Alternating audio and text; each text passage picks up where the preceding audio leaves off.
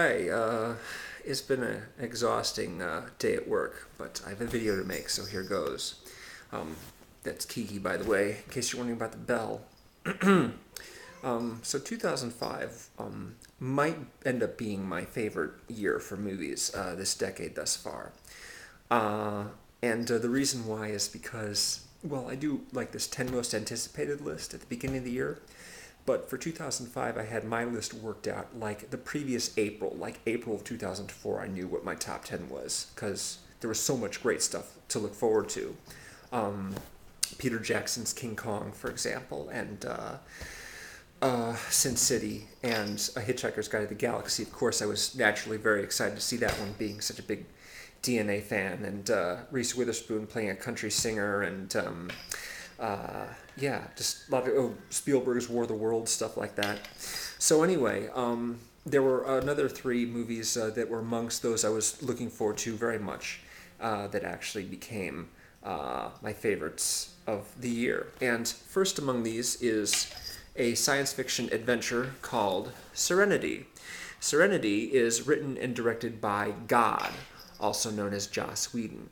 And he is probably the best writer-director of movies that has only thus far made one movie. And the reason why I know that is because he is, of course, the creator of many fine TV series like Buffy the Vampire Slayer and Angel and Dollhouse and, of course, Firefly, which was canceled abruptly but then, of course, became the basis for this movie. It was sort of a continuation of the storylines. Now, of course, it certainly helps to have seen some episodes and be familiar with the characters in order to appreciate this. I wouldn't know what it's like to go in completely cold to this movie, but as it stands, the movie is lots of fun. It's a good mid-budget sci-fi adventure. Great dialogue, of course. Joss Whedon's a master at dialogue. Just a really lickety-split adventure. It's touching, it's funny, it's kind of sad. It's just great overall, terrific. And yeah, I actually would rank this above like the likes of Brokeback Mountain and Good Night and Good Luck, although I admired those pictures very much. But yeah, certainly is the bee's knees. Also, another movie that I was very much looking forward to, but not so much at first because I wasn't sure. I was a little cautious. The clue that I gave, of course, was one of Liam Neeson's lines from Batman Begins, which, of course, is directed by Christopher Nolan, who's also quite excellent. He did Memento, which was among my favorites of 2001. And this one I wasn't real sure about. I was sort of leery. It's been like 8 years since a Batman movie had been made, and the last two were completely terrible. And I gotta say that of all the movies that I've watched this decade, I've watched this the most number of times. I have a copy of the DVD, and if I pop on the TV and I'm watching something, or I rented a video and I'm watching it, or one of my old tapes, and I say to myself, you know what, this isn't as much fun as I could be having if I were watching Batman Begins again. Let's put that on, and right from the beginning, that the score and the studio logo and everything like that is just pretty awesome. It's, of course, got a great cast, but what's most important, I think, is that this is the Batman movie that I'd been waiting for my whole life without even knowing it. I was a big fan of Batman from the old Adam West series when I watched it as a kid, and enjoyed, to a somewhat limited extent, the Burton movies, and not so much the Schumacher movies, but something was always missing. And what was missing is that in this movie, Batman is actually the coolest character, unlike the new one where the Joker's the coolest character, or the one from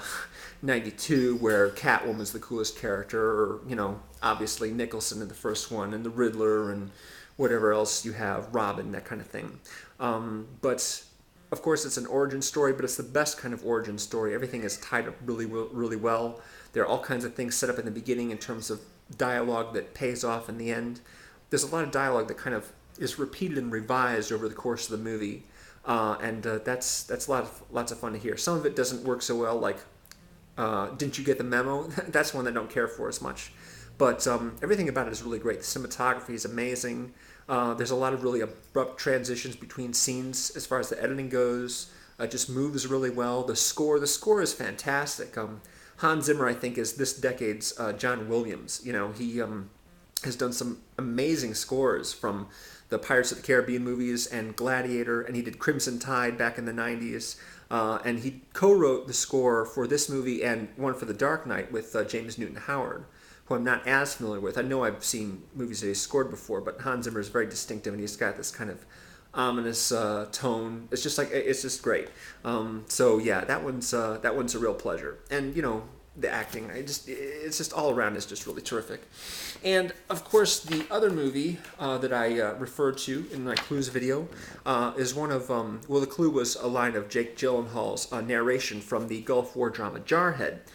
Which is based on the memoir by Anthony Swafford, who was a Marine Scout sniper during the Gulf War, and wrote the book, and this movie is based on it. And I think Jarhead, well, this is directed by Sam Mendes, and I think upon my last viewing of Jarhead, I decided this is probably my favorite Sam Mendes movie, which edges past American Beauty.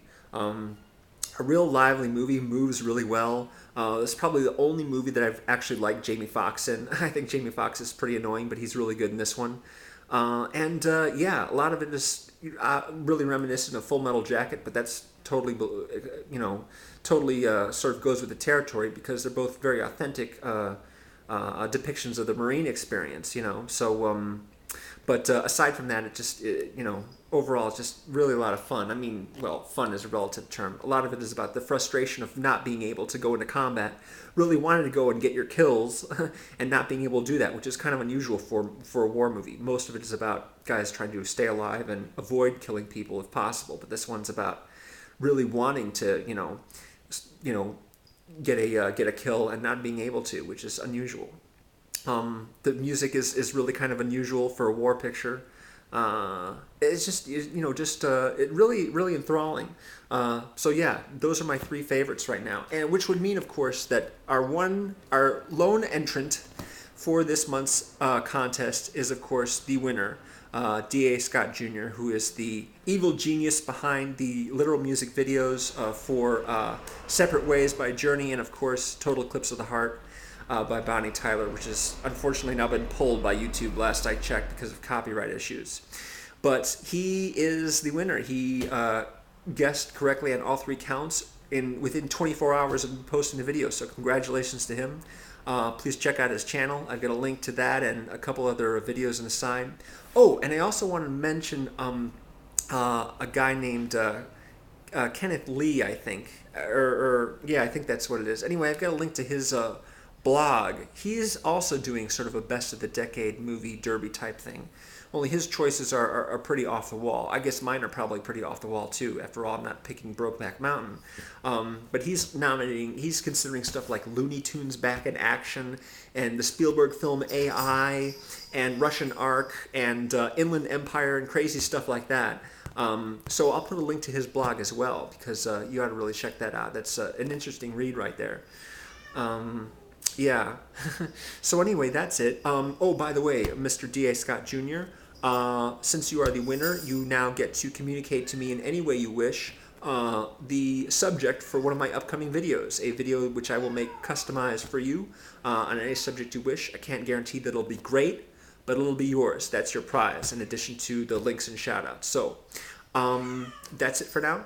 And next month, September, will be my 10 favorite movies of the 90s. Can't wait for that. I love the 90s. 90s had awesome movies, so I'm very much looking forward to doing that one. So thanks for watching, and talk to you again soon. Take it easy.